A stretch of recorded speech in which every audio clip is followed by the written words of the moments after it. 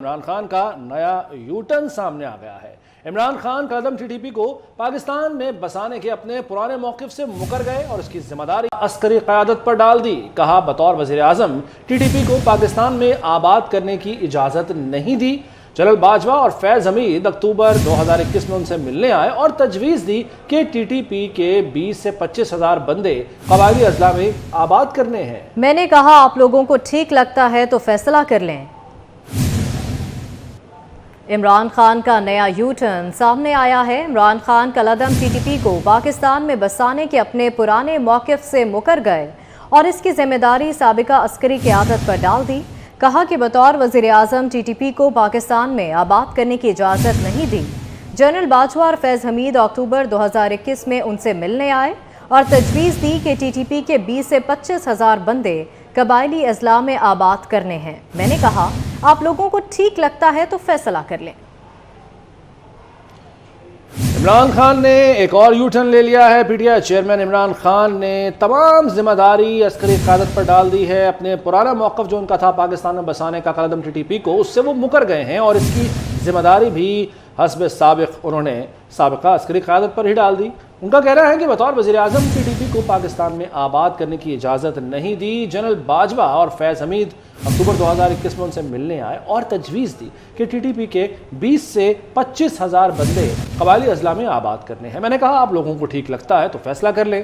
عمران خان نے 10 جنوری کو قلعہ T T P کے 40 ہزار لوگوں کو پاکستان میں بسانے کے اپنے منصوبے کا اعتراف کن الفاظ میں کیا تھا، آپ کو دکھاتے ہیں۔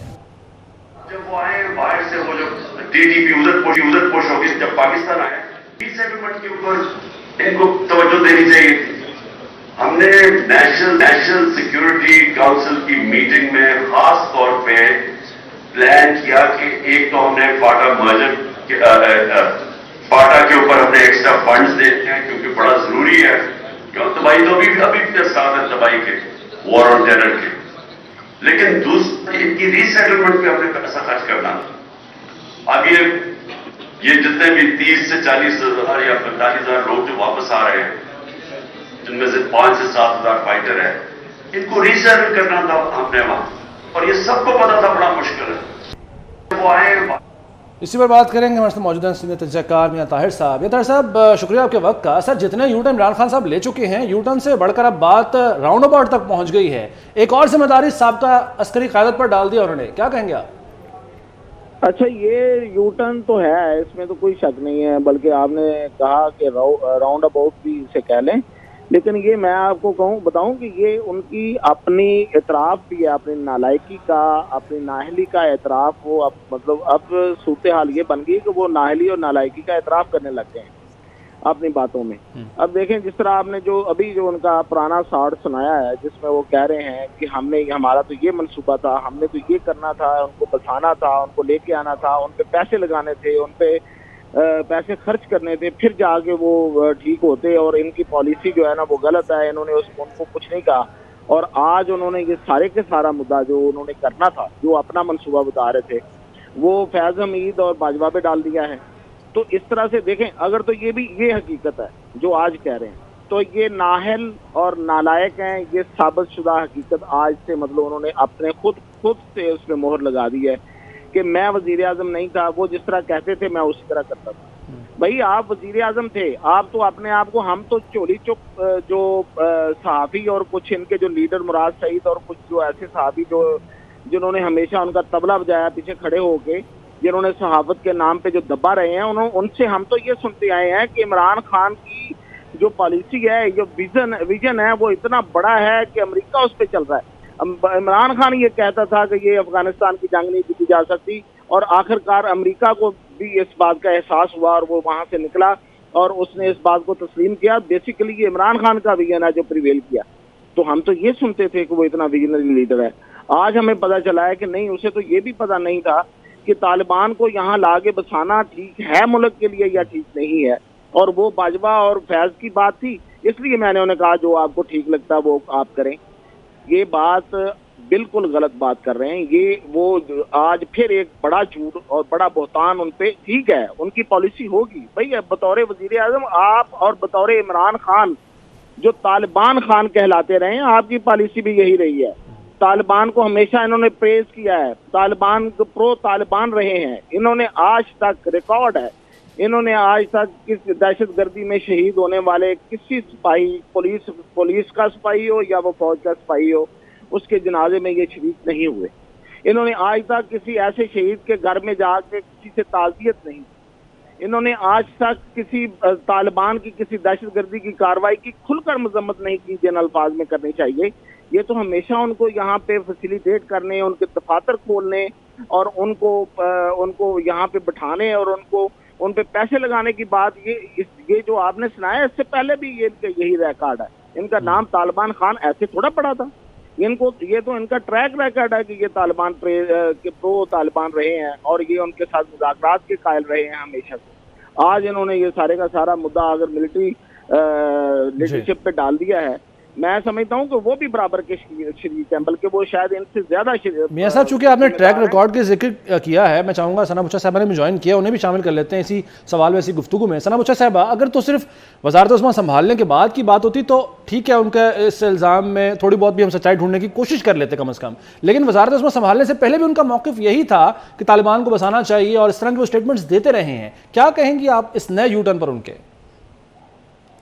लेकिन बहुत सारे लोग हैं इस दुनिया में जो समझते हैं कि तालिबान अच्छे लोग हैं, वो एक दीनी एक फेथ है, उसकी बुनियाद पर वो बाहर निकलते हैं, खुदकुश हमलावरों को पूरे मिलती हैं। ये तमाम तर चीज़ें हमारे जो मज़ाहिब में या मज़हब में इस तरह की अलग अलग तशरीहात हैं वो फॉलो हुई हैं। और मैं सिर्फ समझती हूँ अगर इमरान खान साहब उनको सपोर्ट करते हैं, किसी भी बुनियाद पर करते हैं, तो आप तबस्सुम अपनी सपोर्ट तो जारी रखें। आप तो किसी के भी नहीं है। मैं तो हैरान हूँ कि आज इन्होंने जो थोड़ी देर पहले जो बात की, एक इजलास किया या कब तो आपको पता है टेलीविजन से वो दूर रह नहीं सकते। आज तो तशरीफ लाए तो टेलीविजन पर उन्होंने यही कहा कि जब तालिबान जो अफगान जो मिलिट्री थी, जब उन्होंने सरेंडर कर दिया हुकूमत के सामने, एक वो हुकूमत नहीं थी, वो टेक ओवर था।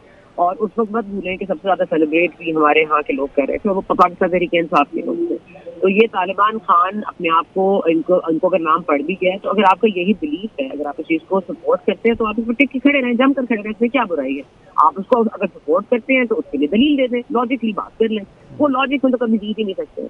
ये जो रीसेटलमेंट है जो इतने सारे लोगों की है, जो इन्होंने वहां पे जाके बात की है, जो उन्होंने कहा कि मैं डाकू और चोरों से बात नहीं करूंगा, मैं TLP से बात कर दूंगा, मैं मुज़ाकरात तालिबान से भी कर लूंगा, लेकिन मैं इन चोरों और डाकुओं के साथ नहीं बैठूंगा। तो ये तो बड़ी मतलब मुझे तो समझ नहीं आ रही कि ये फैज़ हमीद साहब ने, अगर जनरल फैज़ हमीद रिटायर्ड ने जाके वहाँ अफगानिस्तान में, आपको याद होगा वो वीडियो बड़ी वायरल हुई थी, उसमें एक खातून सहाफ़ी थी, फौरन उनको कहा गया कि नहीं डोंट वरी, अभी तुम okay, but I am sorry Faiz nothing is okay.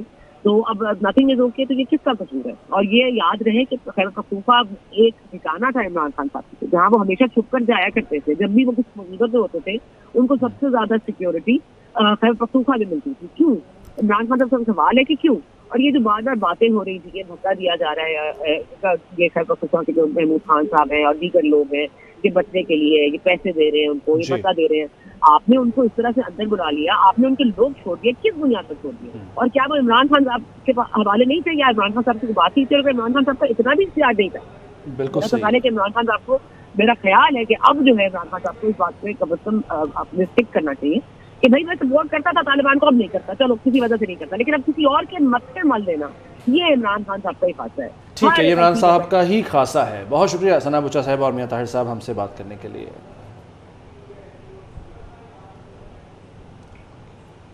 पांच के टोले ने मुल्क को बेदर्दी से लूटा। खोसा हो, डैम वाला बाबा हो, दो बेसाखियां हो या इमरान खान, सब अपने अंजाम को पहुंचे। इमरान खान के हाथ आंखें और कान की पोस्टिंग खैबर पख्तूनख्वा में थी। वो पाकिस्तान के हाथ आंखें और कान होता तो दहशतगर्दी ना होती।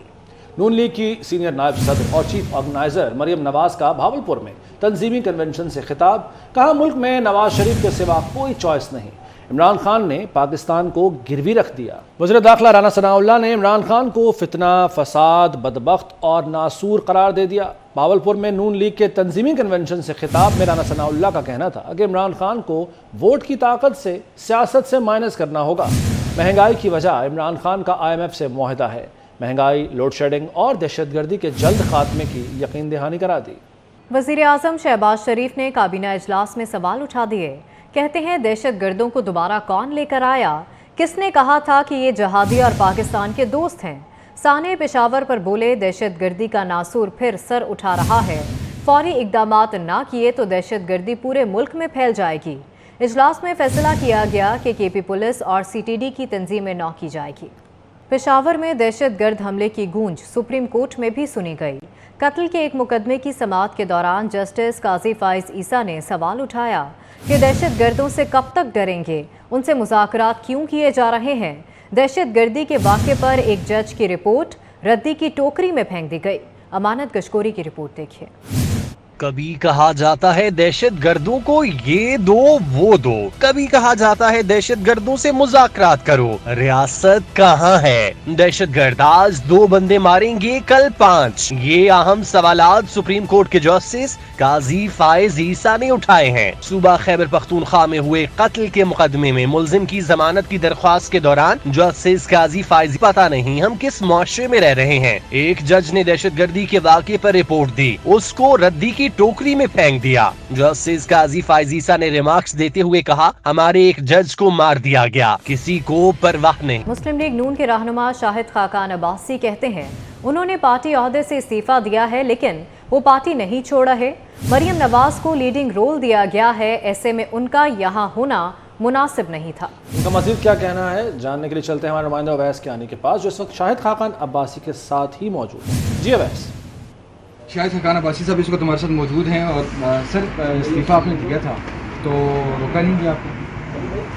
میں نے استعفیٰ دے دیا، نہیں روکنے کی گنجائش نہیں ہے، میں نے استعفیٰ دے دیا جماعت کے عہدے سے، میں جماعت کے ساتھ ہوں۔ ٹھیک ہے جو ذمہ داری وزارت صاحب دیتے وہ بھی کرتا ہوں، جو پارٹی دے گی وہ بھی کروں گا، لیکن میں خدا نہیں کر سکتا، اس سے تنظیمی ڈھانچے میں نہیں رہنا چاہتا۔ ایکسیپٹ ہوگی؟ ایکسیپٹ نہیں ہوتا، استعفیٰ دے دیا تو ایکسیپٹ ہی، میرے پاس ایکسیپٹڈ ہی ہے، ناراضگی نہیں ہے، کوئی تحفظات نہیں ہے۔ میں یہ سمجھتا ہوں کہ مریم نواز صاحبہ لیڈرشپ پوزیشن میں آئی ہیں، ان کو ایک اوپن فیلڈ ملنی چاہیے، میرا وہاں ہونا مناسب نہیں ہے۔ تو آپ کا اتنا ایکسپیرینس ہے سر، آپ کا اتنا ایکسپیرینس تھا، میرا ایکسپیرینس حاضر ہے، ہر وقت حاضر ہے۔ جدہ جو پارٹی عہدے ہیں آپ سمجھتے ہیں کہ ان کو بھی چینج ہونے کی ضرورت ہے؟ نہیں، میں نہیں سمجھتا۔ سارے اپنے کام دیکھیں، یہ تنظیم سازی چیف آرگنائزر کو دی گئی ہے، اگر وہ سمجھتی ہیں یا پارٹی سمجھتی ہے تبدیل کرنا، تبدیل کر دیں گے۔ یہ ابھی کچھ بہت سی پوزیشن خالی ہیں، وہ مکمل ہو جائیں گی۔ اور اختلافات کی کیا وجہ ہے جو آپ میڈیا پہ نہیں لانا کوئی چاہ رہے ہیں؟ اختلافات نہیں ہے، کوئی اختلاف، میرا زندگی میں کسی سے کوئی اختلاف نہیں ہے۔ کس بات پہ اختلاف ہے؟ تو آگے کیا؟ میں نے زندگی میں کوئی پارٹی کا عہدہ نہیں رکھا۔ 2019 سے پہلی دفعہ پارٹی کا عہدہ مجھے دیا گیا تھا، مجھے ریاست بنا اس وقت بھی پارٹی کا عہدیدار نہیں تھا۔ ریزگنیشن دیتے ہوئے مفتا اسماعیل اور اس کے ساتھ اور کتنے دوست جو ہیں ہم خیال آپ کے ساتھ اس فیصلے میں میں نے کسی شخص سے مشاورت کی، پارٹی تو نہیں چھوڑے؟ جی پارٹی تو نہیں چھوڑے؟ میں ابھی کیا کہا ہے؟ ٹھیک ہے، بات نہیں، آپ پھر سن لینا۔ صبح بھی آپ کے ہمارے میں سے بات ہوئی۔ اس پارٹی میں 35 سال ہو گئے، میں اس پارٹی سے آیا تھا، کہاں سے گھر جاؤں، یہ میرا گھر ہے، دوسرا میرا اپنا گھر۔ تو آگے کیا سوچا کیا آپ نے؟ کیا جو آپ جو سیمینارز کر رہے ہیں اس کا سلسلہ کنٹینیو رکھیں گے؟ وہ ایک نان پارٹیزن ہے، اس کا سیاست سے تعلق نہیں ہے، وہ ملک کے مسائل کی بات ہے۔ فواد چودھری رہا ہو، میں کیا کہوں؟ دوبارہ سے فواد چودھری صاحب، آپ کو بھی ہو، انہوں نے بھی مبارکباد دی۔ کیا ہوا؟ انہوں نے بھی مبارکباد دی آپ کو۔ اچھا سر میاں نواز شریف نے کوئی رابطہ کیا؟ نہیں، ضرورت بھی نہیں ہے، اس سے میری جب بھی ضرورت ہو بات چیت ہو جاتی ہے۔ اور NA-57 کو اب آپ زیادہ فوکس ہوگا آپ کا؟ جی میں کوشش کروں گا، ٹائم زیادہ اگر مل گیا تو زیادہ فوکس کروں گا۔ قومی کرکٹ ٹیم کے سابق کپتان شاہد آفریدی PCB مینجمنٹ کمیٹی سے مستعفی ہو گئے۔ شاہد آفریدی نے اپنی مصروفیات کے باعث مینجمنٹ کمیٹی سے استعفیٰ دے دیا۔ شاہد آفریدی اپنی فاؤنڈیشن کو وقت دینا چاہتے ہیں۔ شاہد آفریدی نے اپنے مستعفی ہونے کے فیصلے سے مینجمنٹ کمیٹی کو بھی آگاہ کر دیا ہے۔ چیئرمین PCB اور ڈائریکٹر ICC نجم سیٹھی نے قومی کرکٹ ٹیم کے کپتان بابر اعظم کو sir Garfield Sobers ICC cricketer of the year کی ٹرافی دے دی۔ نجم سیٹھی نے قذافی اسٹیڈیم میں دونوں ٹرافیاں بابر اعظم کو دیں۔